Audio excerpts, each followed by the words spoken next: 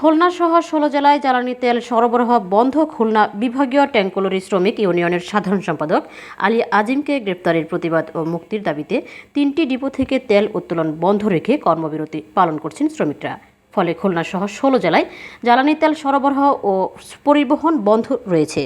সোমবার সকালে খালিশপুরে অবস্থিত বিভাগীয় ট্যাঙ্কলরি শ্রমিক ইউনিয়ন কার্যালয়ের সামনে এই কর্মবিরতি শুরু করেন শ্রমিকরা। কর্মবিরতির কারণে পদ্মা, মেঘনা, যমুনা ৩টি তেল ডিপো থেকে জ্বালানি তেল উত্তোলন ও পরিবহন বন্ধ হয়ে যায়। ধর্মঘটের কারণে এখন পর্যন্ত খুলনা সহ ১৬ জেলায় জ্বালানি তেল সরবরাহ ও পরিবহন বন্ধ রয়েছে। আলী আজিমকে মুক্তি না দেওয়া পর্যন্ত কর্মবিরতি অব্যাহত রাখার ঘোষণা দিয়েছে আন্দোলনকারীরা। পদ্মা, মেঘনা, যমুনা ট্যাঙ্কলরি শ্রমিক কল্যাণ সমিতির সভাপতি মীর মোকসেদ আলী বলেন, ষড়যন্ত্রমূলক মামলায় তাকে গ্রেপ্তার করা হয়েছে। যতক্ষণ পর্যন্ত আলী আজিমকে মুক্তি দেওয়া হবে না, ততক্ষণ পর্যন্ত এই আন্দোলন অব্যাহত থাকবে। এর আগে রোববার দুপুরে আলী আজিমকে গ্রেপ্তার করে ডিবি পুলিশ।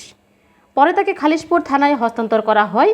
খালিশপুর থানায় গত ২১শে আগস্টের নাশকতা মামলায় তাকে গ্রেপ্তার করা হয়েছে। Desk report, ITV Bangla.